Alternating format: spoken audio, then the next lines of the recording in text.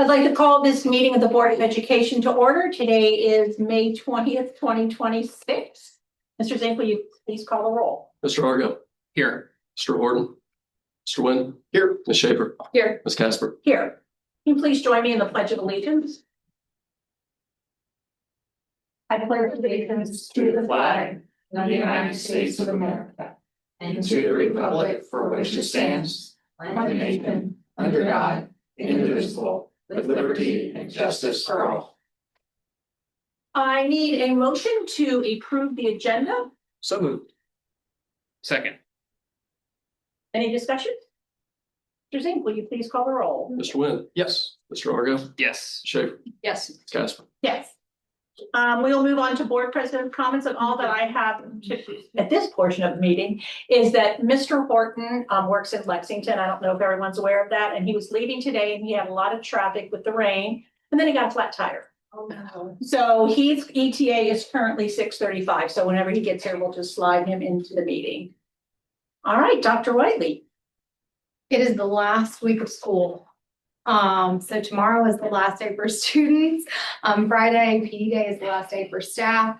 I think everybody that I've talked to and had the privilege to interact with just said from March to the end of the year just was like a sprint. Like we blinked and we missed it. We've already had 2 wonderful graduation ceremonies, one on Monday at Central, one on Tuesday at Lakota West. And then tomorrow we will round us out with Lakota East at 8 o'clock at Centos. The smiles on their face, coupled with a little bit of the nervousness of being on stage and the Jumbotron and accepting the diploma, it's just so wonderful to see our students be able to complete their journey and to see our supportive staff there. I heard a student yesterday talk to a staff member yesterday evening and say, "Do you remember me? You had me in the 3rd grade." I mean, those are the stories that teachers and staff and administrators take with them for the rest of their careers. And so I'm just looking forward to shaking hands and ending the year strong tomorrow. But again, it's been a great year, and we're gearing up for the next year already. So it's going to be an exciting summer. Great. Mr. Zink, do you have any treasurer comments? No, I don't have any. Besides, I did have to miss Central's graduation due to a gap in our childcare situation. And then last night, East was always a good ceremony. And Dr. Whiteley had a nice speech. West. West. I haven't told you that before we logged out. That's karma. That's not Even though. karma. East has a good ceremony too. It'll just be Just be different. Yeah. I think my favorite part was how many kids talk about nervousness, how many kids walked off without the diploma. Oh, I know. I'm like, you gotta get that. You gotta get that. All right, so we will move to the part where we talk about our student achievement. We are not having a student spotlight this evening just because since we had to change venues. In a smaller, we thought we'd give the students a little bit of a break, but we do have our student achievements. Well, and with it being the end of the year, I think if we'd given our students a little presentation and homework assignment, they might have said no, thank you, right? So student achievement, really want to focus on art this month. We have had a very exuberant spring for our students in art. And what I mean by that, our West students received awards from the Scholastic Art Program. They won over 50 regional awards and several national awards. Our West basketball and our AP art students collaborated with Endeavor Elementary. I know that sounds like an odd combination, but they learned about teamwork and making art and collaboration. And it's always so wonderful to see our older students and our younger students be able to come together. East had 9 students win regional or state honors for the Governor's Art Competition. And East had 36 students' artwork chosen for the Middletown Art Center. We also had about 450 East art students who competed or exhibited their art in over 10 art shows throughout the year. I mean, 450 kids in art throughout the year is huge. But the highlight was also our Fitton and Foundry art exposition. If you remember, we started that partnership last year. We just hear such great feedback, not only from Fitton, but our community. Every time you go to Liberty Center and you get to see our students' artwork, and they're so proud that it's displayed in a public space. It's really a professional platform for our students to be able to show their work. And I know Fitton Center is very, very proud about our partnership and collaboration that we've started there. And then also, I want to take into account our broadcasting accounts. I know we often don't think of that as art, but art can be very, varied in sundry forms. We had 1.3 million views on the East and West Student Broadcasting YouTube accounts. We had 5,000 subscribers. That's where they stream their morning announcements. It's where we saw the live stream of Battle Bots. And I was actually able to participate. If you've seen the Let's Go Lakota, they live streamed the Chop Challenge in the culinary program. So again, just really able to have that visual interplay with all of our students and community. And I think it's just really important to highlight that because we are really focused on ensuring that all students have that whole child developed, right? And I particularly think about our younger students as we look at our master facilities plan. I think that is one of the areas that we want to continue to grow, is to make sure we get back to that steady regimen or routine of well-rounded arts programs and music programs, and whether that's drama programs. And so really making sure that our students have a really early experience, a foundational level for that creativity, confidence, and cognitive development that art really allows for our students. And so, you know, we're working actually on a plan, just so fascinated by our student art program. As you know, we do a retirement celebration every year, and looking at how to couple with our collaborate with our art program to really make our retirement gifts centered around student art, so that when you leave Lakota, everybody takes a little piece of student art with them. So that'll be something we try to embrace for next year's art collaboration. When is the fitness center exhibit? Is that still going on? No, it closed in April, but normally we try to aim for kind of the March to April. That's their kind of avenue. Also exploring some potential maybe holiday pieces as well, so that maybe we could have multiple points throughout the year for our community to be able to engage in that. Did you already say how many pieces of art were there? We had over 500 just from the high schools, and then you take into the K through 8 experience. And again, I know we've gotten a little feedback again, talking about our primary world. Sometimes the children aren't in art during that quarter or during that semester, and so they get very disappointed that they can't contribute art. So we've tried to figure out a process where we can kind of save some of that art from earlier experiences to be able to contribute to the fitness center. But again, that's a little bit of a gap that we're working towards, because we want to make sure that all students and all parents have their opportunity to see their students' art on display. Great. Any questions for Dr. Whiteley on the art? No? All right, we will move on to board reports. Butler Tech. Mr. Nguyen, do you have a Butler Tech report? Nothing substantial. On Monday, we also missed our central graduation because we had Butler Tech's graduation ceremony. I was telling Miss Casper and Superintendent Whiteley, Butler Tech is just amazing, and certainly their graduation ceremony was amazing. It's awesome to see the color from the different partner school districts that send kids through the program. I feel bad for particular students who, you know, feel bad and good, but West, if they have graduates, they had to be at Cintas Center twice in a row. But, you know, ultimately it was just a really cool experience to go through. Also recently we had our all boards exhibition, which I know Alex was there, or Mr. Argo, excuse me, and Miss Casper was there. Just again, a wonderful, wonderful thing, seeing all the entrepreneurs, the different programs that really kids are excited and passionate about, being able to show that to their community. And certainly, you know, the other aspect is seeing how much of the community shows up for that kind of event. So those are my only reports, more so just praise of the progress that's already been going on, and always for the students and staff there at Butler Tech. Thank you. Facilities. We did have a facilities meeting last week. Where we discussed the master facility plan. We will have more discussion tonight going forward on how we land, where we may land on funding for what we have been talking about. But Mrs. Schaefer was there, and Mr. Argo, do you have anything to add to the facilities? I think we'll probably cover most of it A lot of later. Yeah. Dr. Whiteley? No, I think really it's kind of our ongoing discussion about timing and, you know, exactly what that ballot language might look like. And like I said, to Mr. Argo's point, I think we'll have some discussions around that tonight. Finance. The Finance Committee, we had two. We had Liberty Township come in and City of Monroe. City of Monroe talked about the Project Clear project that I believe that's what they called it, that they are wanting us to take an approval on. There was a request that it's to be 100% an industrial a warehouse, maybe, I believe, food grade stuff. But we did have a request that was to include anything that would end up becoming residential within there, because sometimes those things can happen. would be 100% district held harmless on that from the beginning, and they did get back with us. It took until about 4:15 today to get the resolution updated and back, but I have updated that in Word doc so that we do have that included in that TIF agreement. So that's good. And then Liberty Township, it's the Liberty Township portion of Village North. That is where if you go down, is it Bethany, Butler, Warren? I believe it is. Yeah. Where Whole Foods and Well, it's whatnot's Butler, going, Warren, and that's the Westchester. Where you see the development right now is the Westchester portion, and then the other 2/3 of it is Liberty Township portion. And so they talked to us about what that looked like and a potential for agreement on that as well. That would go toward roadway safety, I believe, is things that they had mentioned for the roadways around that location. So that will not be on this board meeting. We do have the Monroe on this meeting. And then the Liberty Township would be later, possibly in June.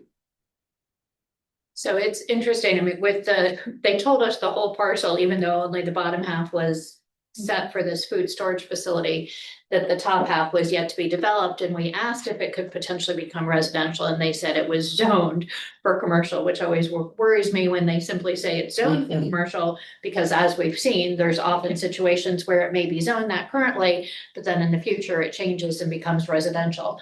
So that's when we made the request to say, okay, if you're confident it's gonna stay commercial, then will you please add an addendum to the contract saying, should it not be, that we would get 100%.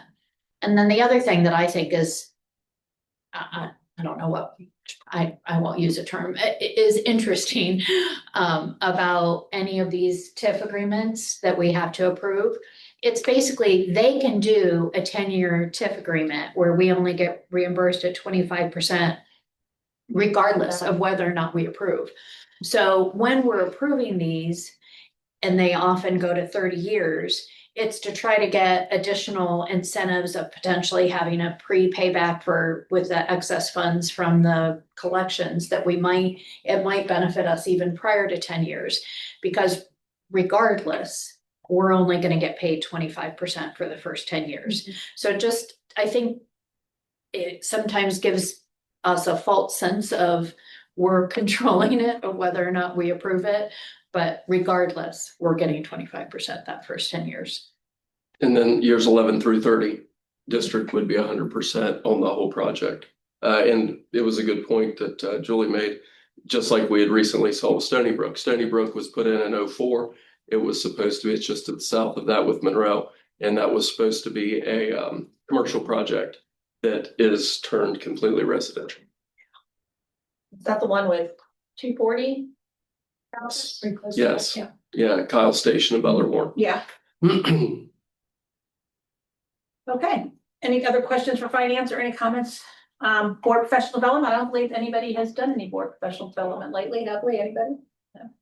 And then as always, our committee meetings are linked on the agenda, so you can click on that to see when the next committee meetings are. And I will note that I did put the public notice out yesterday evening for a special meeting at 8:00 a.m. on Friday, and that will be at East Freshman in the cafeteria, or sorry, in the auditorium, normal location.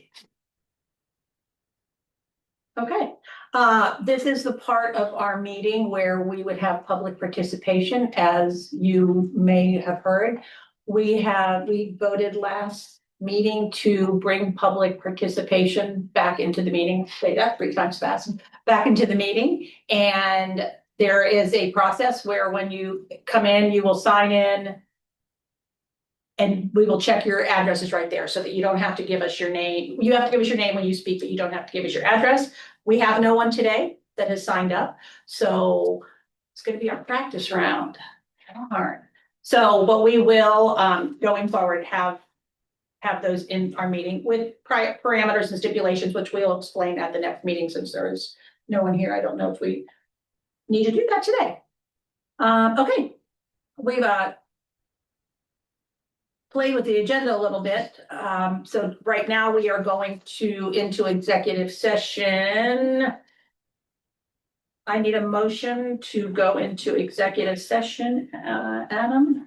Do you want me to read I got it. To enter into executive session to consider the appointment, employment, dismissal, discipline, promotion, demotion, or compensation of a public employee or official for Ohio Revised Code 121.22G1A. Do I have a motion? So moved. Do I have a second? Second, Is there any discussion? Mr. Sink, will you please call the roll? Mr. Argo, Yes. Ms. Schaefer, yes. Mr. Wynn, Yes. Ms. Casper. Yes. We will return. Talk amongst yourselves. That'd be great.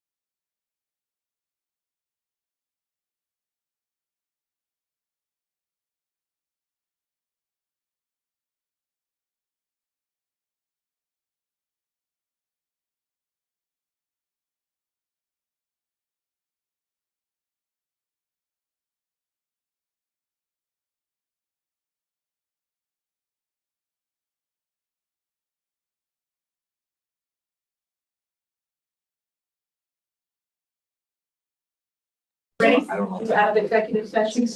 How are you? Welcome to Doug. Told him of your troubles. Long travails. Yeah. Okay, we are at the point where the administrative report. The discussion of ballot issues. As you know, if you've been watching, we have did a resolution of intent, a couple of weeks ago or a while ago, to either put a earned income tax on the ballot or a bond issue. When we did that, the bond issue has a collection date of, I think the language is commencing in 26 and collection in 27. We had talked about and realized that we are trying really hard to not have increase in taxes to our homeowners. Which means that we have to start over by law. So we have a lot on the docket today. We will have the resolution of necessity discussion and possible vote on the income tax and the bond issue with commencing in 26 and collection in 27. We will also have a resolution of intent to have the same bond issue with the same dollar amount. Commencing voting, they're going to vote in 26, but we are not going to start collecting until 29. As you may know, we have bonds rolling off in 29. So this would when we're only asking for the same amount that is rolling off. So the point is, in this particular bond, our taxpayers would not see an increase in taxes. They would just see the same as it had been.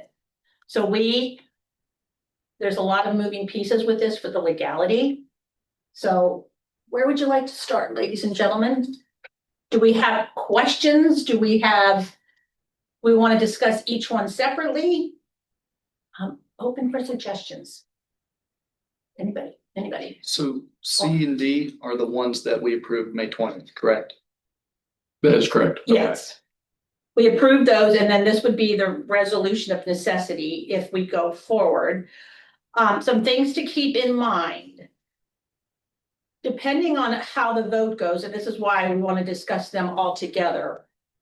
If we were to decide to, let's say, hypothetical.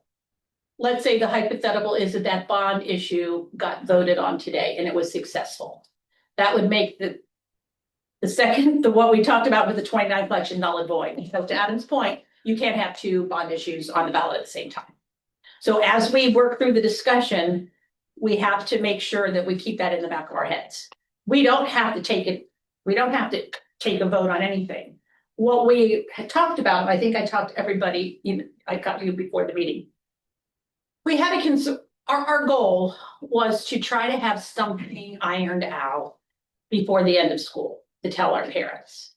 But because of the legalities of how you have to wait 10 days and how we have to have all of that locked up, we can't get there now. Unless one of the two that are necessity would pass today. So the problem we're having, or not the problem, but the confusion is that we have another meeting in June on the 29th of June. However, the whole board won't be here because of vacations. So what we are thinking, depending on what comes out of tonight, we have a work session on June 9th. As you know, we don't take action at work sessions. So if need be, we are going to convert the work session on June 9th in the morning to a regular meeting at night, so that we can at least have everything ironed out by June 9th and give our community more time to understand the option of the bond issue, if we decide to go that way, because we've made no decisions. So I am open to suggestions on however anyone would like to start the discussion. Can you go over how many votes would be required for each of them? I am very knowledgeable about that. In order for the earned income tax to be on the ballot, it has to be a vote of 4 board members at least. To put the bond issue on the ballot, it has to be a vote of at least 3 board members. So you will, that's a ORC, we didn't make that up. So that is the difference on the voting. So again, we have the earned income tax resolution of necessity on the agenda and the bond issue with collection starting in 27 on the agenda as a resolution of necessity. And then the resolution of intent, the same bond issue, same exact language, except that it doesn't start collecting until 29. We don't have to take action on the 2 today if we are going to do the 9th, if we feel like we need more discussion. As you know, we need 10 days in between the resolution of intent and the resolution of necessity. Proceed. Proceed, yeah. My goodness, I'm gonna work for the auditor's office after this. So who wants to start? Anybody? Well, I think, first of all, I think with board action items, the resolution to proceed with the bond collecting in 27, I don't think that's ever been anyone's intent. I think whenever we've talked about the bond and going that direction, it was in order to take advantage of the roll-off of the bonds in 29, and so to match the timing. So again, I can't speak for everyone else, but I believe that has been the intent all along. So I feel like that is, at least for me, that's not something I would want to move forward with under any situation, because I think the benefit of the bond is to match the roll up with the money that's coming on. As far as the income tax, again, I've stated that this is a very close call, and that has been something that I have been in favor of, because we recognize that with our 5-year forecast, we are going to have operating dollars in the near future. And I felt that it was better to do those together rather than potentially pass the bond and then not be able to get operating dollars at a future date. However, it's caused me pause seeing the results from this last election, where we saw I believe it was 7 out of 8 issues failed. And the one that failed was one that did not increase, the one that passed, sorry, did not increase the expense to the taxpayer. So that causes me to pause for what I would like to do with what I think our community would likely have a tolerance for. In addition, I feel like with upcoming elections at the state level, there's a lot of variables that are going to potentially be changing. And I think it's unclear right now what we're going to see from the state. And I think we've got potential to have some swings. So I am more open to doing this as a 2-phase, recognizing that we just need to be transparent that it would be a 2-phase process. If we match the bond to the bond, that then we could have a lower potentially earned income tax or whatever the board at that point decides to do to cover the operating piece. And that perhaps that makes more sense given the current climate and all the changes that we're seeing, as well as people's tolerance to want to fund anything school related currently. And just a reminder, just because they're on the agenda, we don't have to vote on them, or we don't have, like, if someone calls a motion and there's no second, it dies for lack of a second. If we don't think that's where we want to go forward. We remember we did that on January. We had all of 2 or 3, 4 options. We did not go forward with any of them to be on the ballot in May. When we made the decision not to go in May, we just did not let those go forward. So just that's a little bit of a reminder. I agree with Mrs. Schaefer on I don't have any interest in doing a bond that's going to collect in 27. It was never our intent. I think there was just some confusion and some misunderstanding. And the resolution of intent got drafted a different way than we all thought it was. So I don't have any desire. When I know that there's an option to not increase our taxpayers' property taxes, I don't have an interest in doing one that would make us collect in 27, but that's just. Who else? I guess I just wanted to review some survey results that we got back from an outside entity. We did not pay for this, but we actually had all three of these scenarios on there. We had it's just a regular bond issue with just the statutory language, so no framing around. This would be a no tax increase, and that only got well, to back up, there was a percentage of them that were unsure. So I took those numbers, and I think the person who gave us the results said that generally those unsure kind of filter out the exact same way as the existing. Yes and no. Yeah, so if you do that, then that would only have gotten us 38.4% for the issue, which is actually lower than our bond issue that we had in November, 39.2.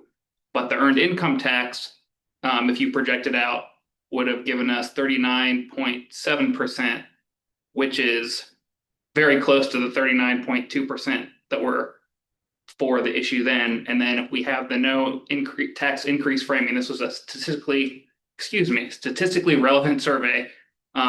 If you project that out, it would have been 60.3% for. So, I mean, to me, even we kind of saw if we go for what is the best plan that does all the things that we want to do and solves all of our problems, if we can't get it passed, then it doesn't help us at all. And my thought would kind of be, and even in the scenario where we got this done and had to figure out, and we're going to have to figure out how to deal with this operating, whether things change at the state or not, we will still be better off. We will not be adding more buildings. We'll have kind of a more concentrated set of buildings that operate for the cost less money and are more efficient than we would have before. So we would still be better off, even if we can't solve all those issues. So for me, that's why I would lean towards the bond issue that collects in 29. Benjamin? I'm sorry. You can go. It's interesting because, we voted on the resolutions of this part of necessity in the language that we used. And I think in the discussions and we started looking at the roll off, then it's kind of like, ooh, is that out of sync with what we were thinking? But when you look at the new resolution of necessity, what that really sets us on a path for is if it were to succeed, right? We'd be able to do the bond, be able to do the construction. And then according to our own 5-year forecast, we'd be coming back to the community in 2 years saying we need more money to keep our teachers fully staffed and keep all these rooms fully operational. And I'm trying to put myself in the position of a voter who said, but we just passed something 2 years ago. And then our response is, well, yeah, but that doesn't collect until next year and it's not enough. I think that's a hard kind of proposition that we're setting ourselves up for in 2 years for this discussion with the voters, because I'm only going to remember what I voted on. I'm not going to remember the discussions that went into it.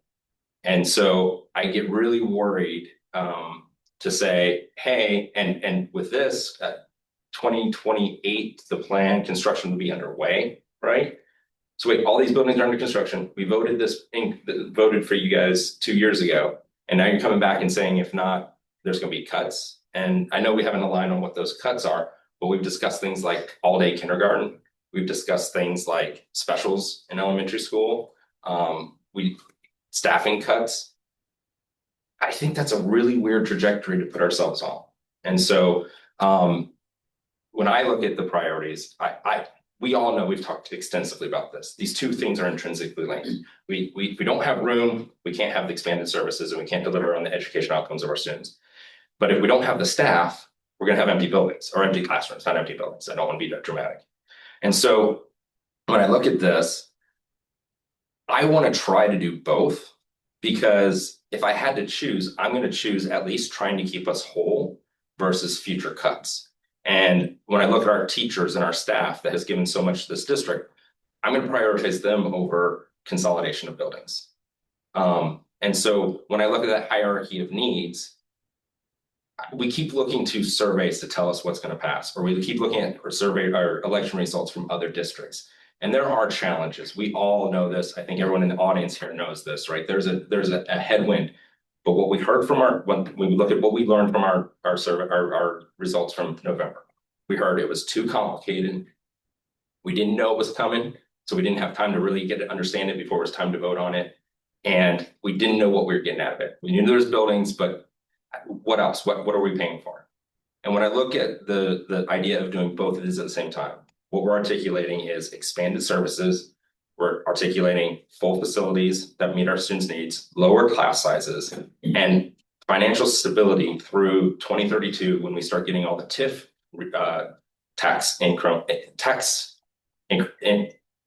income returned to us that townships have taken over the past 32 years. So when I look at that, that's a simple story. And when you look at the cost of it, when you look at what's going to be on the ballot, which is $32 million annually, that sounds like a lot of money, right? I remember when I bought my first car. I was a teenager, had saved up for years. I went to the bank with my dad. We got the money. It was $2,600. It's probably still the most money I've ever held in my hand, right? I can't imagine what 265 million looks like. I can't imagine what 525 million looks like. But when you look at 32 million and you divide it across 17,000 students in Lakota and the number of days in a year, what that basically amounts to is asking our community to come together and give each of our students $5 more a day to make sure they have all the educational outcomes that we need. And I think we can say that to the district and say, we haven't come to you in 12 years to ask for more funding. But we're at the point that we need $5 more for each of our students per day. And in that, you'll get modern facilities, you'll get educational expansion of opportunities. We're looking at potentially being able to be busing back K through 12, which is very important to a big constituency ourselves. I think our district has been asking for leadership on this, and I want to step up to the plate to try to deliver that, because my fear is by being successful with something that does half of it this election in November, we're actually failing ourselves in 2028, and we're failing the staff that has invested with us. We're failing the families who are trusting us to solve this for them. And if it's not successful in November, let's assess. We'll see. We'll at least then have time to address what, in my mind, is the bigger priority. Is okay. Let's see how we hold whole as best as possible. How many teachers can we save from being ripped? How many programs do we not have to cut? We still hear about the cuts from 2010, I believe it was, when the last set come through, and we still haven't made whole from them. And so when I have these conversations, I had a conversation with some of the baseball parents at last weekend, and in 5 minutes they got it. They understood. Oh wait, millage roll's back. I just always assumed that you guys had enough money, and now I don't understand. So you're still working off $2,013? Oh, that makes sense. $5. That makes sense. Why? How is this hard? And they're like, get you a megaphone, get out here, start yelling at the other. There was the Lakota East-West game later, like, get at the West Side too, come on. And I think if we get our megaphones and we start talking about this, we have a chance to really do what everyone has always talked to me is we want to solve and not just keep holding the line like we have for the past 12 years, but actually get to the point where we're actually expanding and growing. We talk about being a destination district. That doesn't mean staying stagnant or staying where we were in 2013. We still spend less per pupil than all of the other districts that we compare ourselves with. And we still do a really good job with that at 4.5 stars. So if we actually measure to our needs and do the operational excellence that we've been able to do in delivering services, that's only going to increase what's possible for our community and for our students. And so I'm for the earned income tax option because it also addresses the other thing we heard from people after November, which was people are very concerned about property taxes. And I see it, you guys see it, like we all see it. But there are certain people that are drastically affected by what's going on there. And Mr. Schaefer, you've alluded to in the past, just how over the past 10 years, how out of balance income versus property taxes as a whole within the state of Ohio have gotten. And so what we're hearing is that angst from people about the macro environment. And I think we can go back to those people and say, we heard you. Property taxes are tough. So what we're going to do is we're going to ask our families with income to take on this burden. And we're here at you because when this millage rolls off in 2029, you're going to get property tax relief from the district.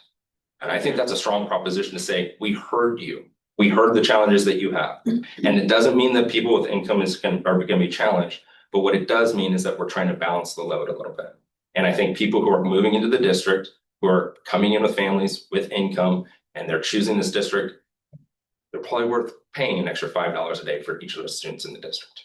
So that's where I'm at with this. Ben? I wouldn't condemn going forward with a just simply a bond issue as a lack of boldness. I still think that there's boldness in taking a conservative approach to how we're approaching our voters. You know, I don't think asking for everything at once is going to pass. I certainly don't think an income tax is going to pass. You have people who are very, very proud of the fact that these two townships forever and ever and ever have never had an income tax.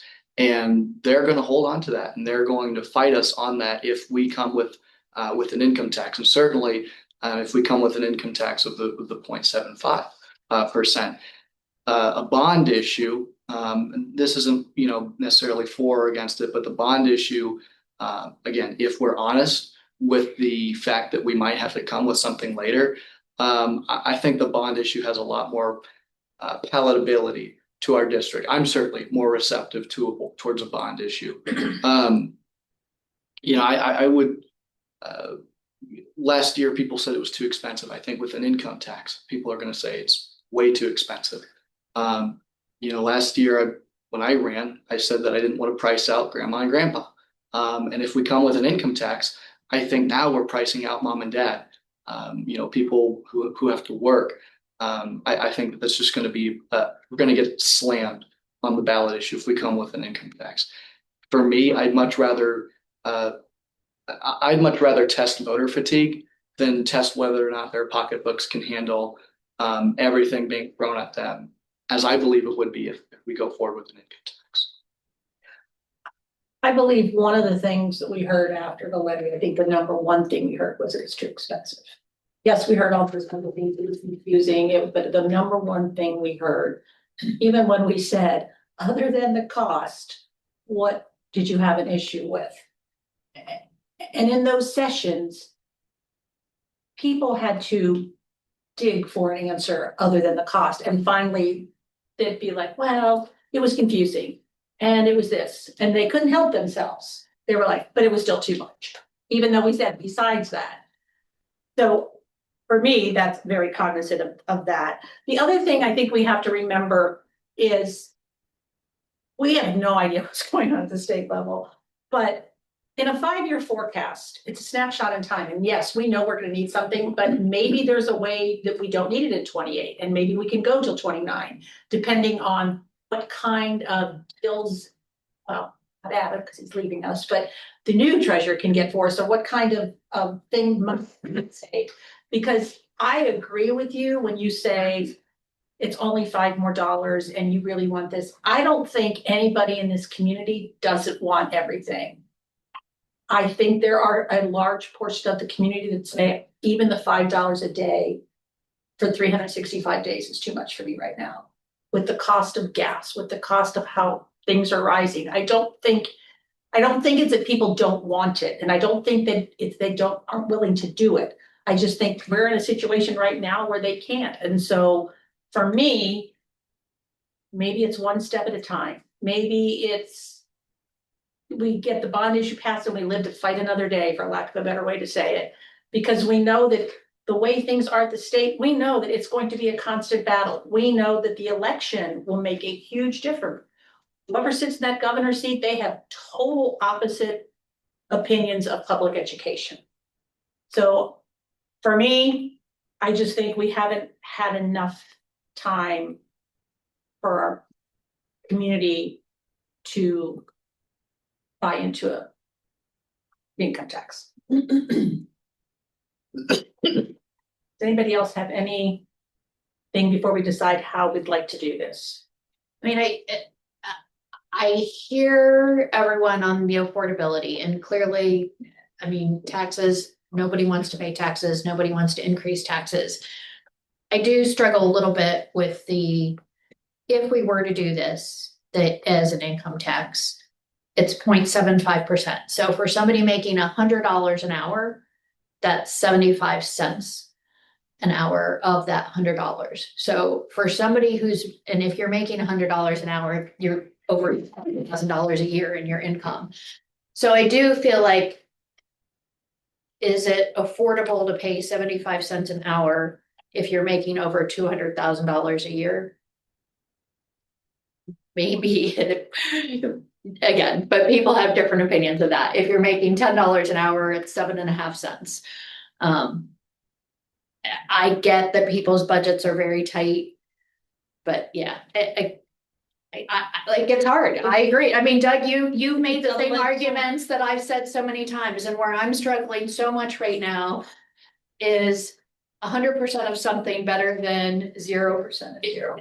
0% of nothing. I mean, because 100% of nothing, I guess. And that's where my struggle, because I absolutely am with you. I don't want to leave this for future boards. I will be off the board in 2 years. I've made no secret of that. And I really struggle with leaving it for the next person. And I do, but I feel like that seems to be the way of politics in today's world, unfortunately, because people don't have the tolerance to pre-plan and to prepare and get there. And if we could, I would love to.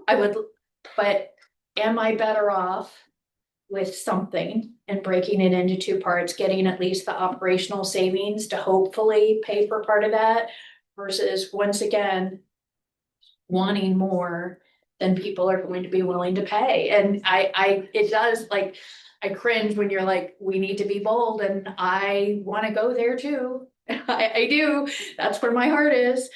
But then I go back to the data, what we actually saw in results versus what I wish people would be willing to pay, what I wish they would be willing to invest in. And that's where I am really, really struggling on what is best, because I 100% hear you. I agree with every single thing you said. But then I just look at some of the other data and I'm like, as much as I believe that's right, I believe that's the right thing to do, can we, in the current environment, get a majority of our community to agree? And either way, we're never going to know. If we do it, we're never going to know what the other alternative would have been regardless. But it's hard. I mean, I think, as we've said, we've been in analysis paralysis for a while on this decision, because I think it's so hard. There's so many pros and cons on both sides, and there's not a perfect decision, and I don't believe there's a wrong decision. I mean, we're all trying to do what's best for kids. We're all just trying to figure out how to best get there and doing it in a way that is most respectful to our community. And gosh, it's hard. It's a double-edged sword. I still believe absolutely with all of my heart that what we put in November was the right thing to do. It was the best plan. It would have given us what we needed to make sure that every student had what they needed. The community didn't agree with that. I mean, we saw that, it was too complicated. They didn't trust the board to do what they said with not collecting till 29. I mean, I still believe that, but again, I agree. It's a struggle. I am not kidding when I say it keeps me up at night. It does. I wake up at 3 a.m. and I think, how can we do this? Because it really does keep me up at night. One of the things that, it's been on there. So some of the feedback I've been getting about the earned income tax is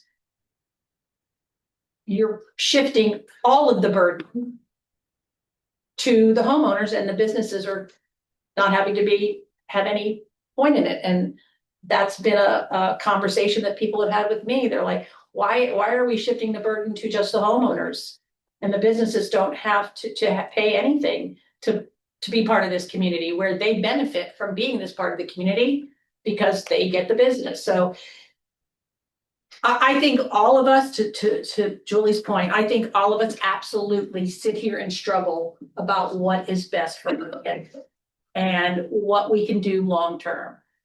But I think in the present environment, to use Dr. Whiteley's term, we have to take one bite of the elephant at a time. Because I feel like that's where we are. I'll share you mentioned like the idea of an income tax and how does that think? I mean, income tax is kind of like a dirty word, right? I'll share my experience. So I worked for P&G and I worked on the Mason office, knowing no local income tax. And they moved me down with my new role down to the GO downtown in Cincinnati. And I had to pay 2% to the city. And when I saw that first paycheck, I was upset. And I was like, I just took a 2% pay cut. What the? Nobody told me. I thought that was fast tracking to CEO or something. Increase of pay. And 2 months later, the paycheck came in. I didn't even notice it. I mean, and not to say I didn't notice it, but it was 2%. And then, you mentioned the idea that townships are really proud that they haven't done an earned income tax. And I think that is something that they should be proud of. But they also do things because my wife works in for a company in one of the economic zones that they created. And I now pay 1.5%, twice what this is, off of her income to fuel that economic growth because she happens to work for that employee. So they aren't opposed to income tax. It's just they're targeting it a little bit more. And it's all to fuel growth. And so, again, we don't want to raise taxes to raise taxes. We're trying to grow the district and keep it whole at the same time. And I'll share my experience. I went on to work for P&G another 12 years after that. I didn't quit. I didn't move. And my wife didn't turn down the job. And we knew that going into it. And she's still working there.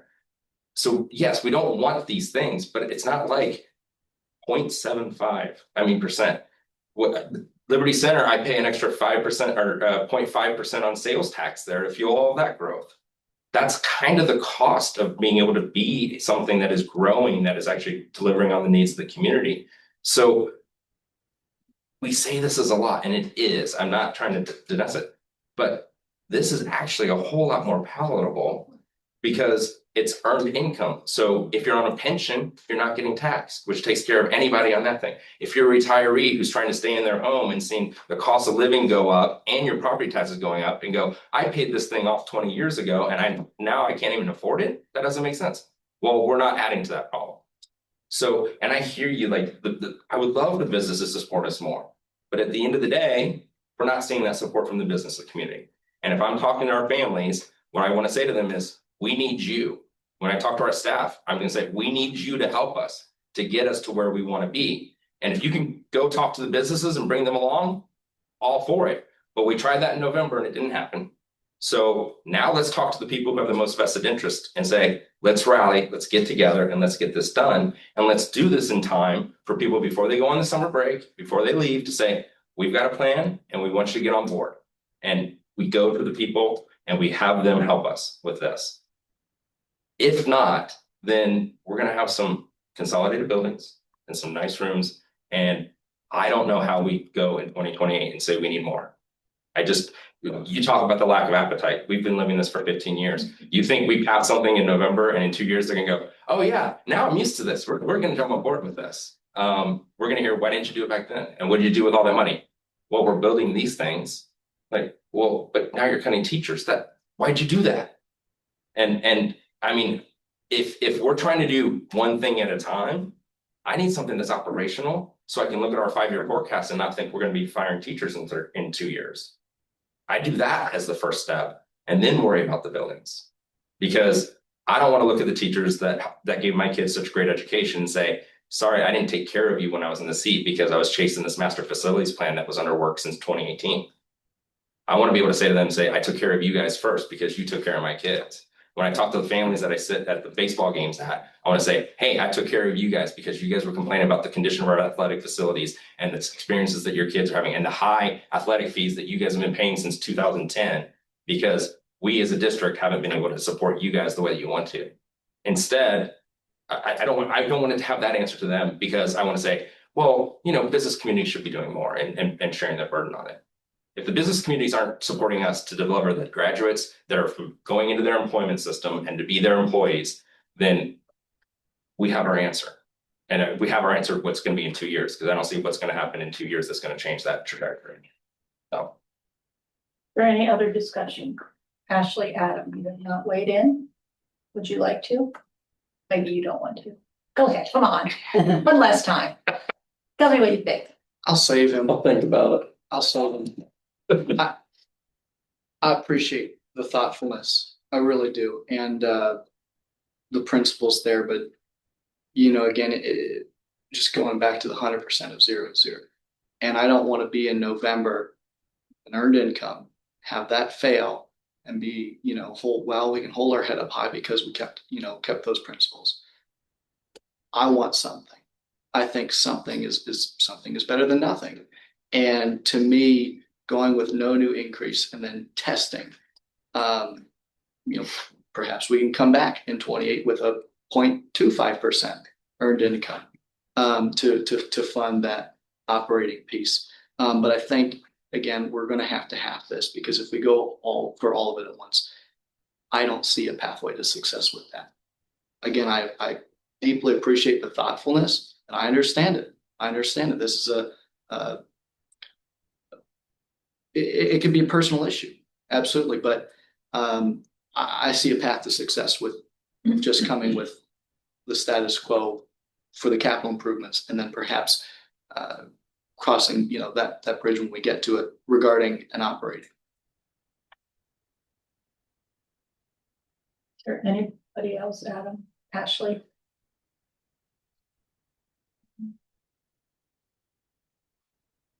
I think all of the points made are very, very valid.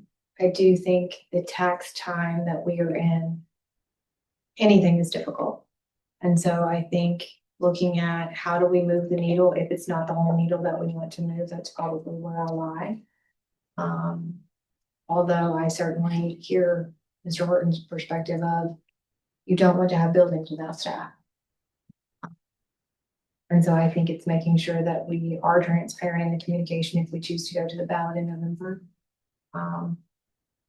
And I do think, our community, at least when we were talking about master facilities, and it's single self was about a phased approach. And maybe that will behoove us if we have a phased approach in this, but I do believe transparency is going to be very, very important to help people understand, like you said, the staffing piece, the programming piece, all of that, and what's at stake if that were not to be successful in 28, whether that's an earned income, a bond, or whatever. I mean, operating levy, whatever it may be. As we went through the process, and up to November, we did 72 sessions where we talked to all kinds of people, and many sessions that happened behind closed doors with individual people that was very vocal on any side of the community and influential. We heard things. We heard at Westchester in a township meeting, Mr. Wong referred to his Social Security's not going up, and he can't afford that because of those reasons. I mean, these were things that we listened to. These were things that we heard. We're trying to listen. We heard that we can't trust the school because they're saying that they're going to do a resolution of intent and not do something until 2029, but how can we trust them? They can change it. Well, now you have the potential of putting that on the ballot language to be able to say you are actually going to vote on what that looks like, or you have the option to look at what's it going to take for the people that we have heard so loud and vocally are the most at risk. How do we keep it from landing onto them? Nothing with this has been easy. Nothing with it's going to get any easier.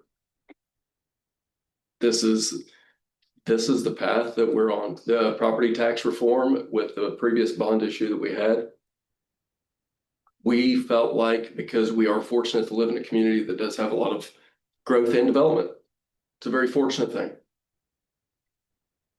Then again, we don't necessarily get all the revenues from that growth for an extended period of time.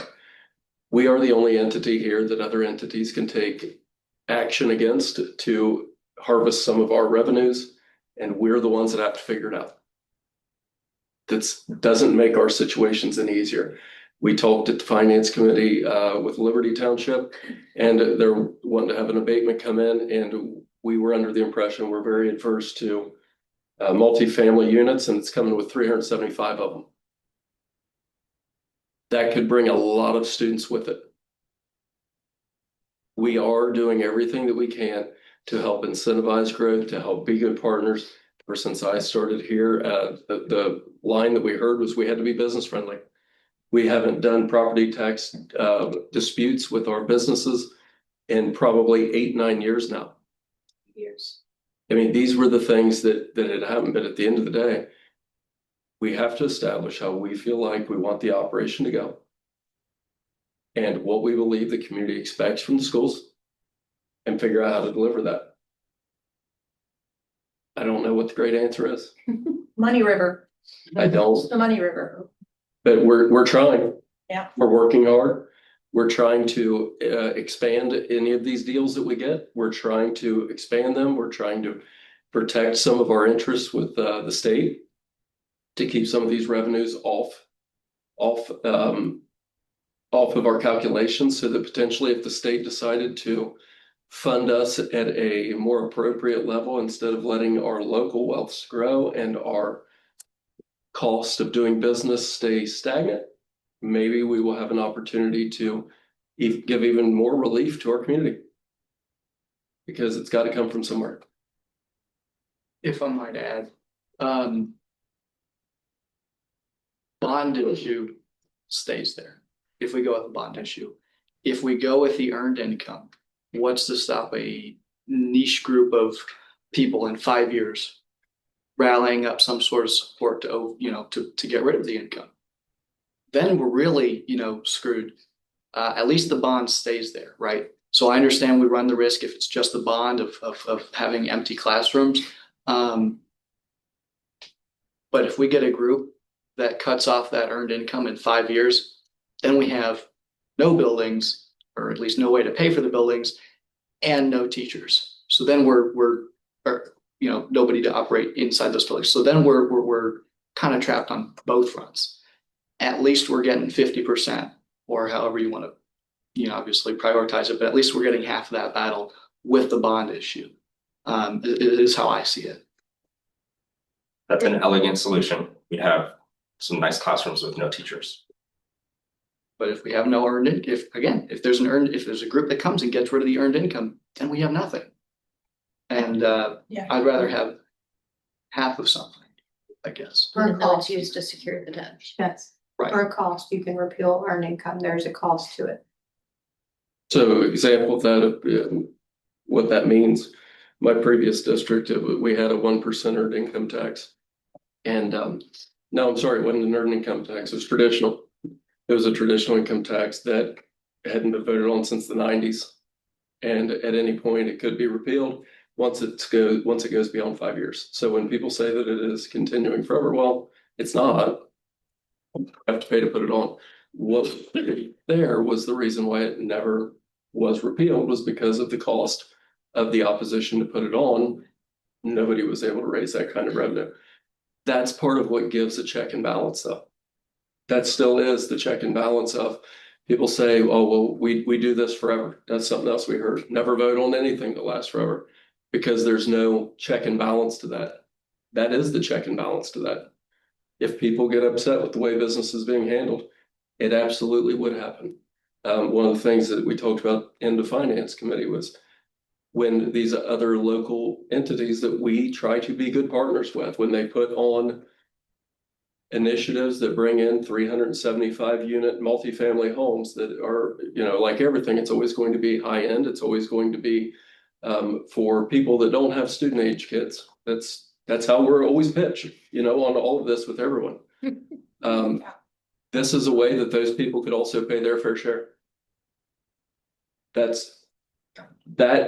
does not stop because of a TIF district.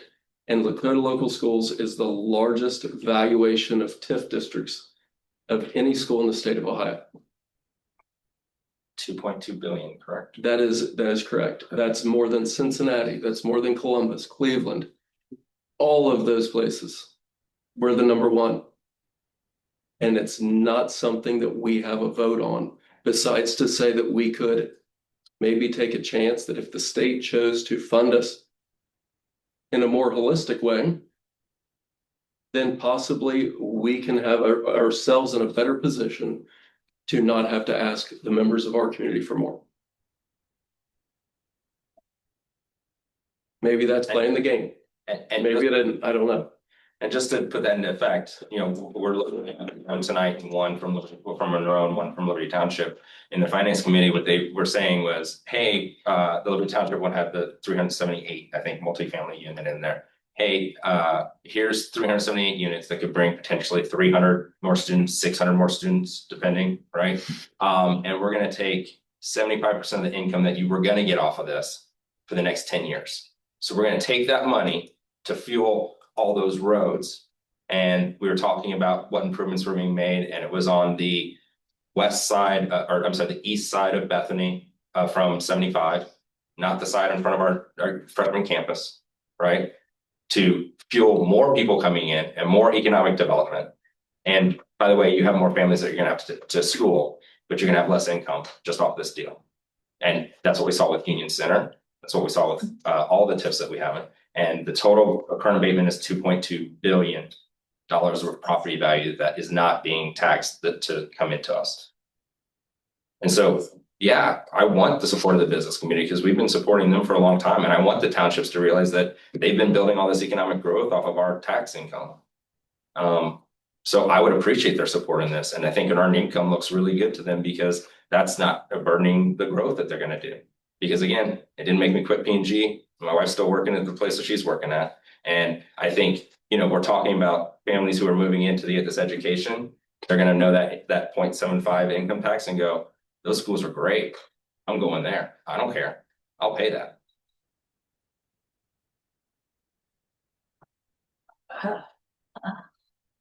Does anybody have anything else? I appreciate that we are all struggling, that we all want to try to pick the best decision, and it's not an easy decision.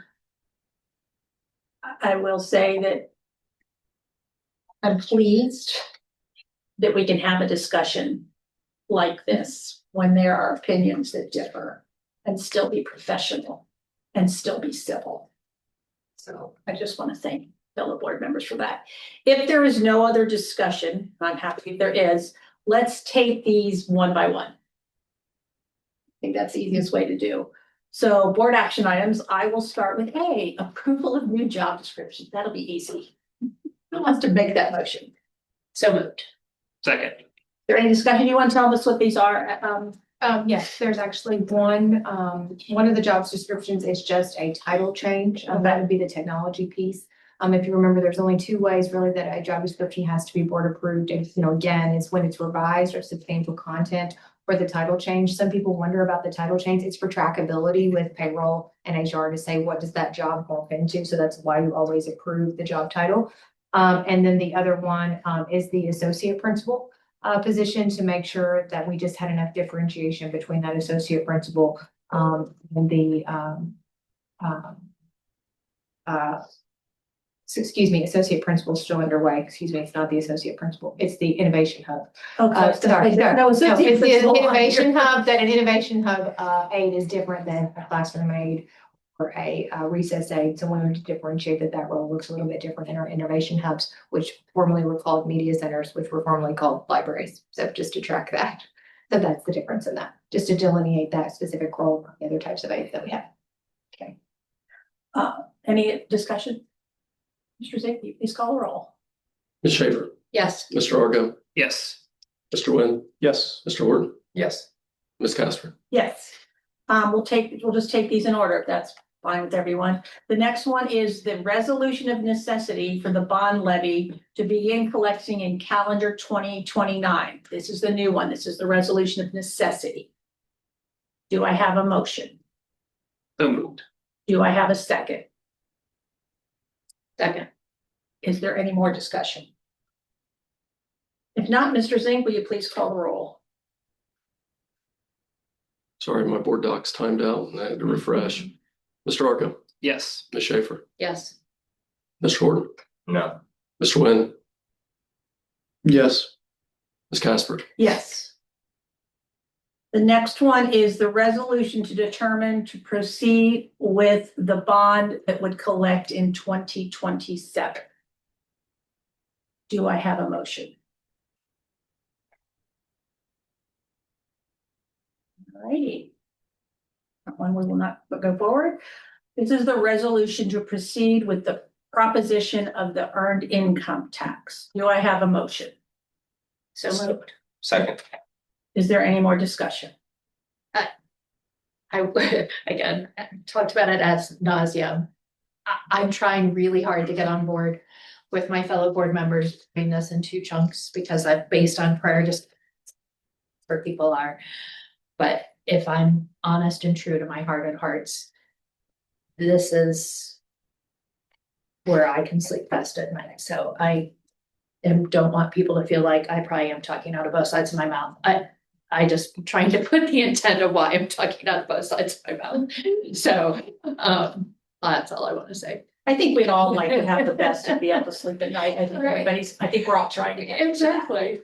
I wasn't implying. Yeah, I know, I'm just saying, we're, still probably won't start at 3 o'clock in the morning. Yeah, I mean, I'll say that if I could pick from any of the options that we had tonight, just magically make it happen, this would be the one that I would go with. I think it makes the most sense. But I'm just worried about after you go in and you do the math, how that aligns with what the community's perceptions are, and 0% of 0 is 0. So I appreciate all of the discussion on it.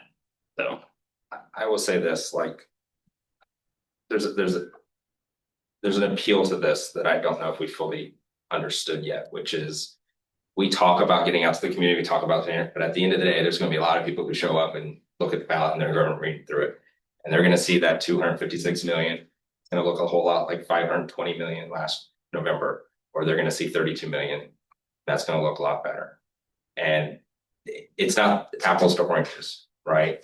But we over delivered against what that survey is telling. That survey that was done is telling us we overperformed by 10 points. And so I'd rather give it a shot. And then let's look at what the operating would look like in 28 if this doesn't work to save our teachers and staffing and keep us whole, rather than putting us on a path that locks us into that ugly situation. Because like you said, Mr. Wynn, like we'd be stuck with these constructions and we'd have these empty buildings. And I'm putting myself in 2028 as a voter, not as a board member, going, wait, we have these buildings and now we're not going to be able to fill them. Why should we trust you guys? You put buildings before students, you put buildings before the teachers. And so I'd rather let's rally and try to make this happen and say we gave it a shot and then figure out what the operating incomes would be. Because if we can't do both pieces, if that's the news that we got out of November and that's what we're feeling now and why we're hesitant because we want to get what we can. Well, I'd rather have classrooms of 26 and all-day kindergarten than classrooms of 2015, but not all-day kindergarten and not all that. I mean, there's choices that we could take here. And I think I'd sleep better at night failing in November and working to save what we want to do in 2028, rather than knowing that in 2028, we put us on a 2-year path to riffing teachers and ending all-day kindergarten. And that's something that I would read those results at in 2028. You never know. It's Monday morning quarterback, but that would be probably the deepest regret in my life, that I stepped up to try to help this district and I somehow put it on a path to make sure that we were cutting teachers and staff. I would say that we all are trying to put students before buildings. It's just different opinions of how that works. So I don't want anybody to think that that's not what all 5 of us want. I know. All right, anything else? Can I throw something out there?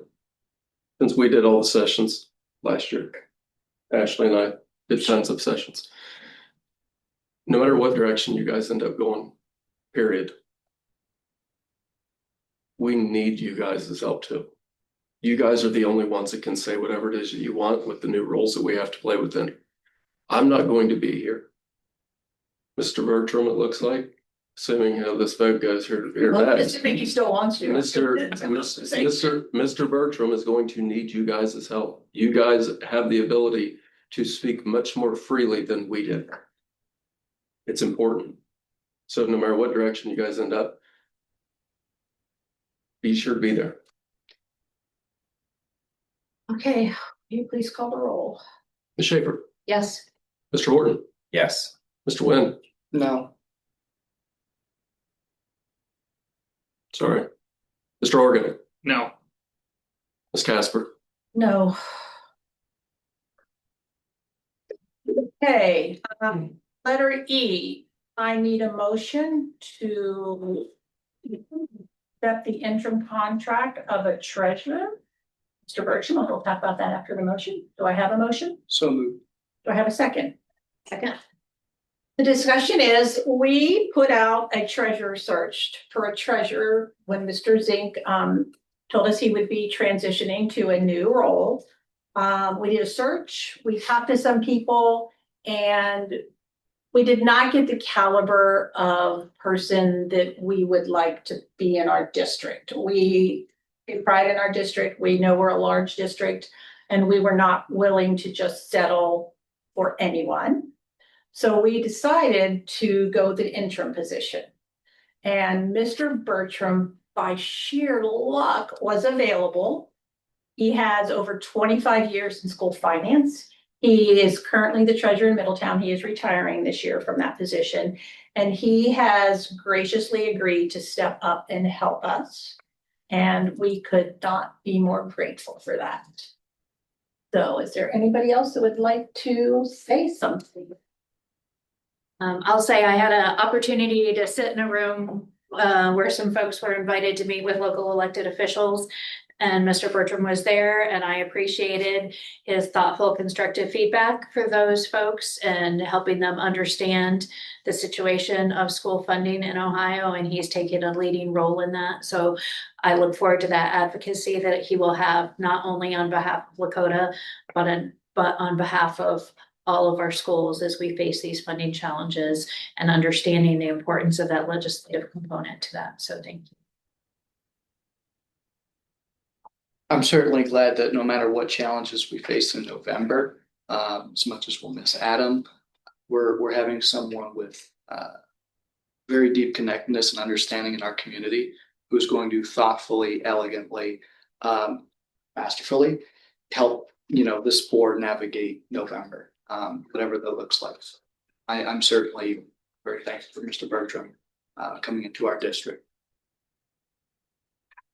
Mr. Bertram will start on August 1st. Adam will be here till August 9th-ish, 7th.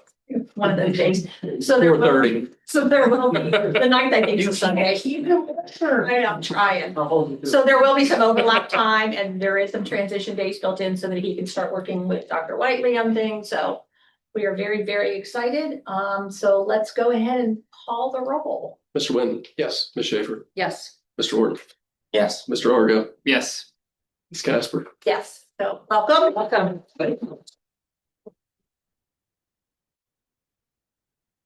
Does he get to say something, anybody? I think you should. I certainly will. Well, thank you. I really appreciate it. I feel very honored to get to serve in Lakota, obviously a very large school district, one of the top 10 in Ohio. I bring my 25 years here. I feel grateful that I can bring them to you, and you're right, things just timed out perfectly. I'll share that when I received the first call, are you interested in Lakota? No. Because I was looking at retirement, my wife and I, my wife Sandy, and she's also in school finance, and she's got another year to go. And quite honestly, I work with Middletown, and losing superintendent, lose treasurer at the same time, which is happening as we speak. They're looking to replace me now. Tonight they're interviewing. I tried to stay another year, just didn't work out with the board and so forth. And I said, I'd be interested in Lakota. I'm willing to work another year, at least as long as my wife does, if not another year, because we do have that second option. And I love challenges, and I know I have a few challenges. And I look forward to it. I've listened to Adam for the last 8 years, really, assistant treasurer and his treasurer roles. And I know Jenny very well. I know the history. In fact, when I came in the building yesterday, this was the first time I was in this building since Ellen Hutchinson was a treasurer. Wow. So I know my history. I've just aged myself by at least 2 decades. And so I look forward to it. I'm really excited. I've got a lot of energy. I slept the first night when you said you're going to hire me, and I haven't slept since because I'm ready to go. So Welcome to the club. I look forward to it. Thank you all for having trusted me to come in here, do what I can for you. Appreciate Thank you. Appreciate it. Appreciate you.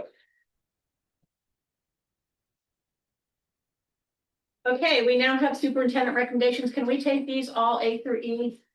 Treasurer. Oh, treasurers, I'm sorry. First, can we take those all A through C? So moved. By the second, Second. discussion, Adam, you wanna? As mentioned before, we did get updated language that puts a little bit more protection around the district as we move forward. And now that we've got that precedent set, I believe that's something that we should be looking at ongoing. So good work, Ms. Schaefer's recommendation there. I can't take credit. Ms. Schaefer had that one. And like I'd said in the finance committee, they can't say no if you don't ask. So good work.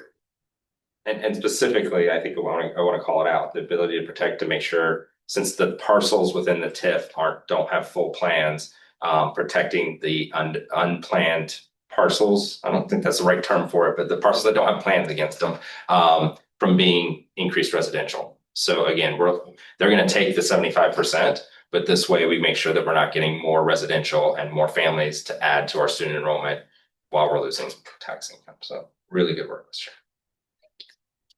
Mr. Zink, will you please call the roll? Ms. Schaefer, Yes. Mr. Nguyen, Yes, miss. Mr. Argo, Yes. Mr. Horton, Yes. Ms. Casper. Yes. It's all that cake. It's all that cake Exactly. I ate. It's starting to catch up with me. I missed lunch. Superintendent recommendations, A through E, can I have a motion? Can we vote on them separately? Which would you like to pull out? B. B? Yes. Okay, can I have a recommendation, a motion for superintendent recommendations A, C, D, and E? So moved. Second. Any discussion? Dr. Whiteley, you wanna? Yeah, specifically, so first of all, on the personnel file, you'll see administrator contracts. Last month were continuing contracts, limited contracts for teachers, and for unclassified. This month we have on administrators. As far as contracts, there's a series of contracts on there. You'll see everything from the Calm app, which is one of the wellness initiatives that we provide our staff. You'll also see the EQL and the UNA contract. That is a subscription for our marketplace where we process orders.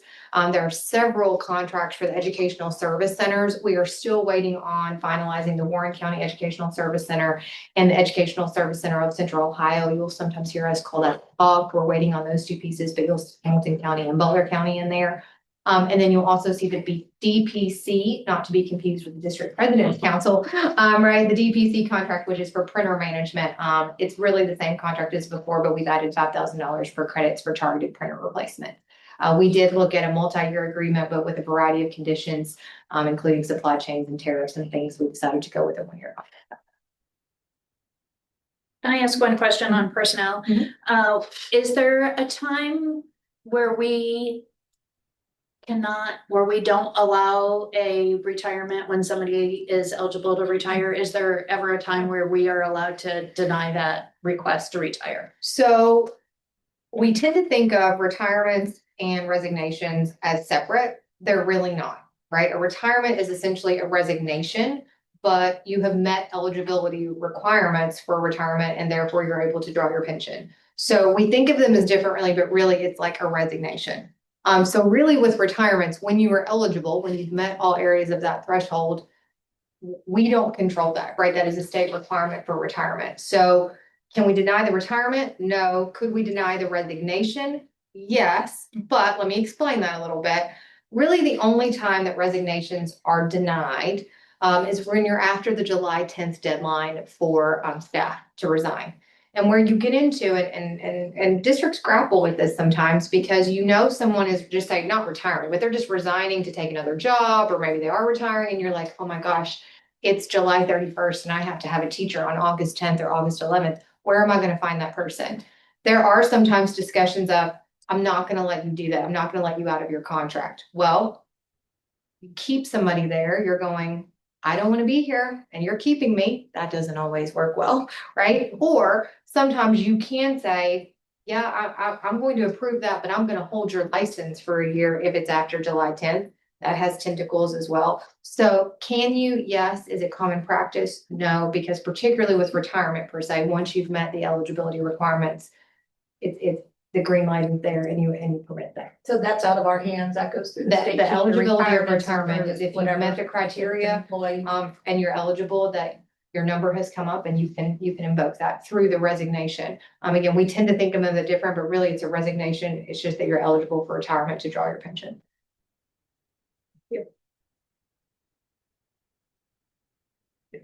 Any other discussion?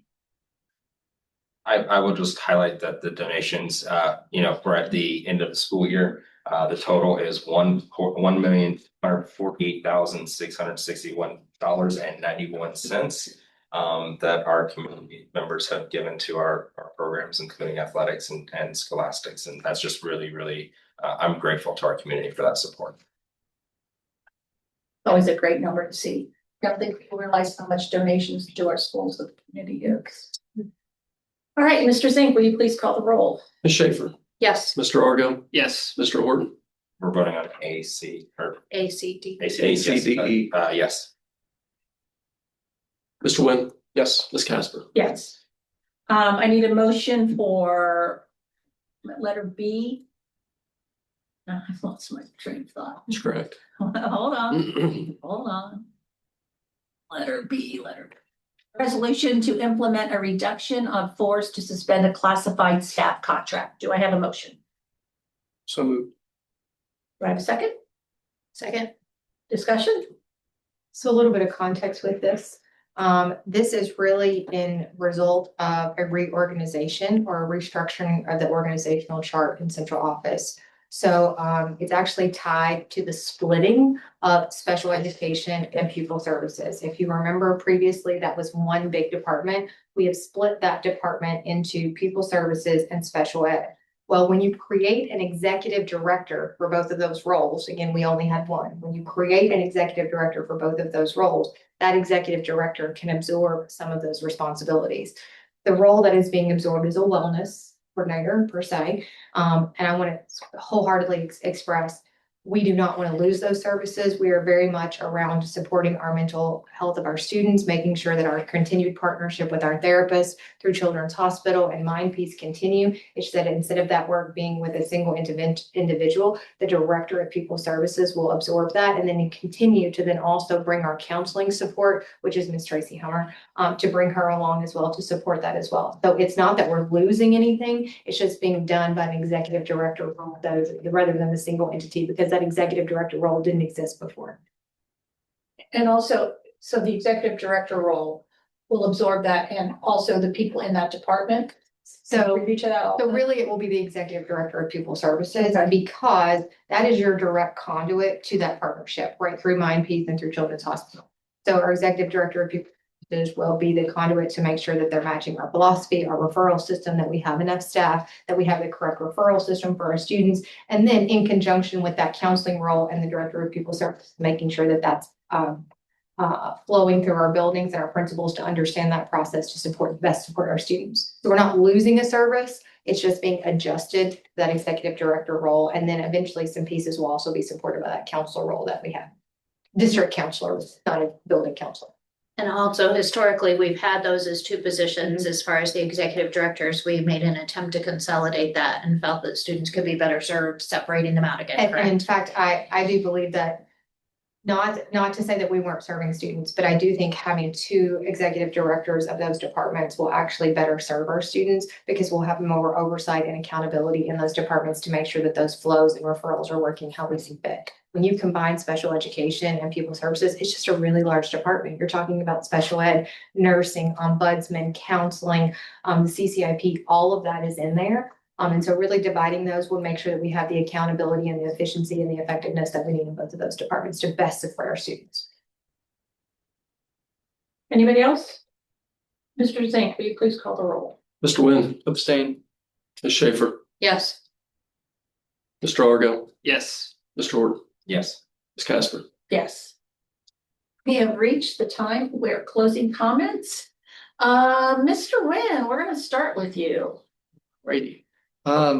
So first, I just want to explain the vote really quickly. So obviously, I have abstained on that resolution of necessity, as you might recall, on the May 4th meeting. For this particular vote, I just didn't feel I think the board has to come to an agreement pretty soon here. And voting one way or another, voting no to me, again, it's just a resolution of necessity and not necessarily committing to a final vote. To me, voting no on that would have just kind of served as, in my heart, political theater. And so we'll send it to the auditor, and I look forward to May, when's our next meeting? June 9th. Maybe June 9th. We're gonna talk about that. June Yes. 9th or whenever we're gonna vote on it. I look forward to having certainly more people on our public comment hearing. But also extending that time period where we can listen to our community and then obviously commit to a final decision. On a more positive note, we had, West's graduation last night. It was very, very, very exciting.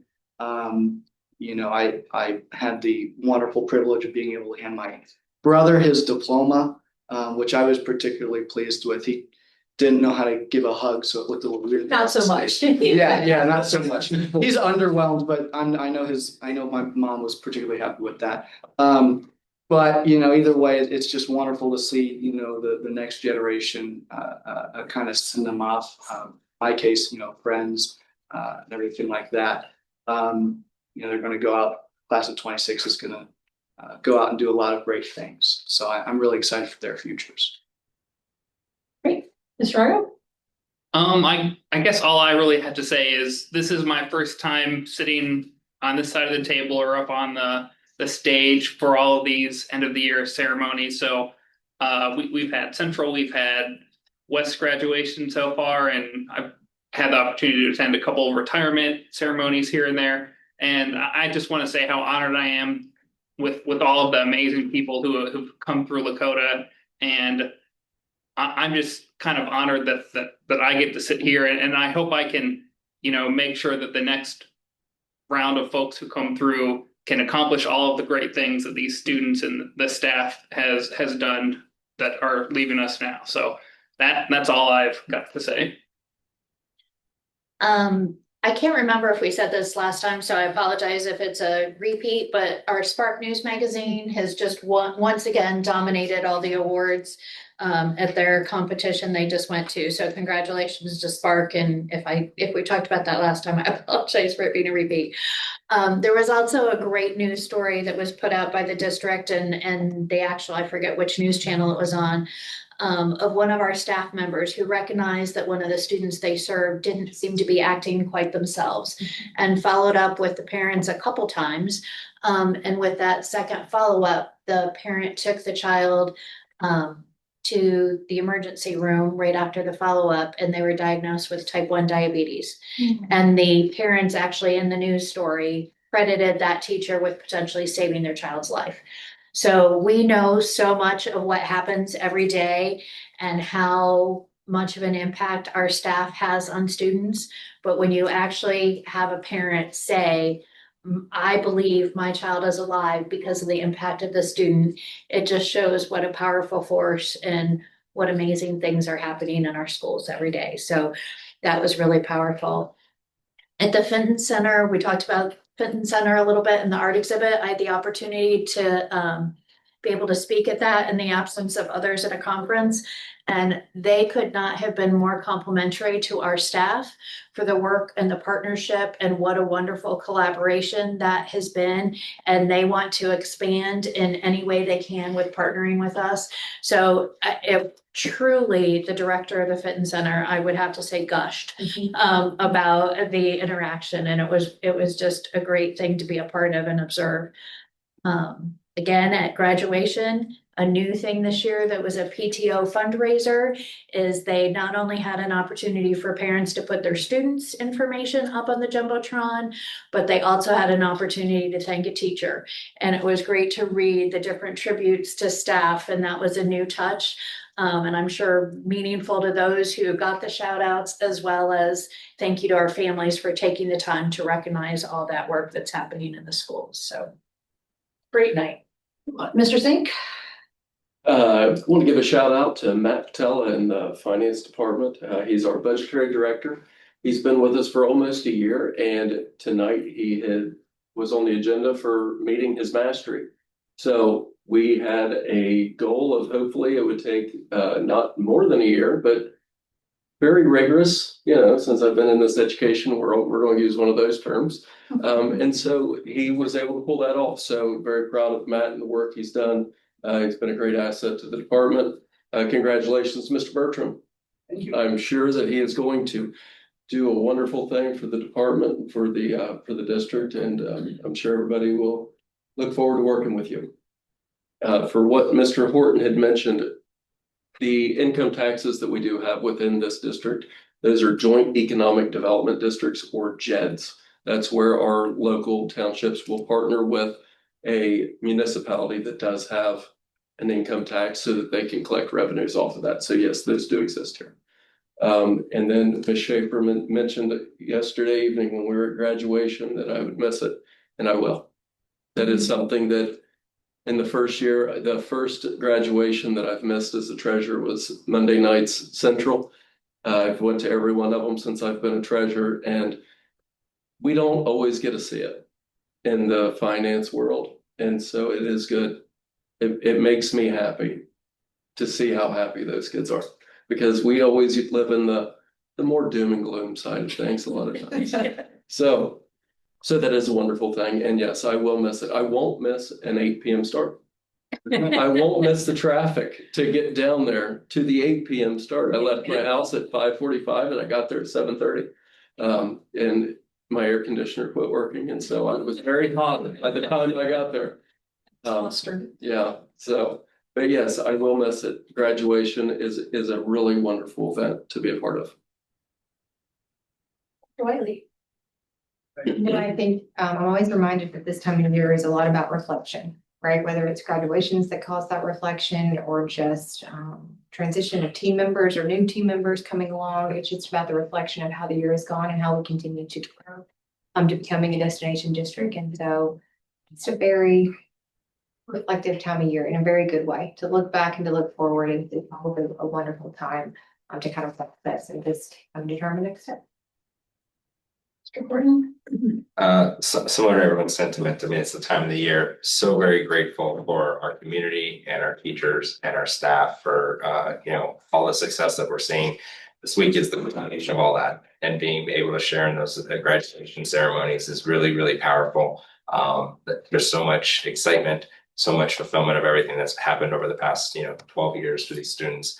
And it's just really thanks to all of you. So really appreciate all of the support. We mentioned the donations, and that's just a fragment of the support that we get from everybody. So really appreciate the way you guys pour your love and heart into the district. And it's great that when we celebrate the graduations, in a way, it's celebrating all of you. Thank you. Well, when you're last, everybody's been said, but I don't care because I love graduation. It is my favorite thing we do. I love the confetti cannon, even though I jump every time it goes off, but it is such a testament to all of the good. We hear so often the negative of public education. We know we're under attack constantly, but the good that comes out of what you see these kids graduating, I think, correct me if I'm wrong, that Mr. Lehman in his speech, the principal at West, said the graduation rate, Lakota West, was 99.8 or something crazy. It was a high graduation rate. And these kids seem genuinely excited. Some of them seem genuinely like, I'm here because my parents made me. But I think most of them just seem genuinely excited to be there and to know they're done. And the speeches are always really heartfelt, and I love graduation. So I gush every year. Other than that, all the end of the year things, we had a lovely retirement celebration for our retirees last week. We will miss all of them, but we are excited for them to go on to the next chapter of what they have for their future. The only other thing is the 9th. We will convene on the 9th now in the evening. It will not be a long meeting. To take the vote of necessity. Adam, Dr. Whiteley will fill out the form. I will. So we will do that in lieu of our 7 a.m. meeting, which I think there's a handful of people that'll be thrilled that it's not a 7 a.m. work session. And I would think anything that we would have in the work session, we would be able to put into that meeting. I don't believe our work session was that heavy with it being June. No. So I appreciate the board's able to do that. So to Doug's point, we can get information to in the hands of our community as soon as we have made a decision. With that, I will take a motion to adjourn. So moved. Second, Second. any discussion, anybody not want to go home? Just saying, will you please call the roll? Ms. Schaefer, Yes. Mr. Argo, Yes. Mr. Horton, Yes. Mr. Wynn, Yes. Ms. Casper. Yes, thank you all for coming. Thank you.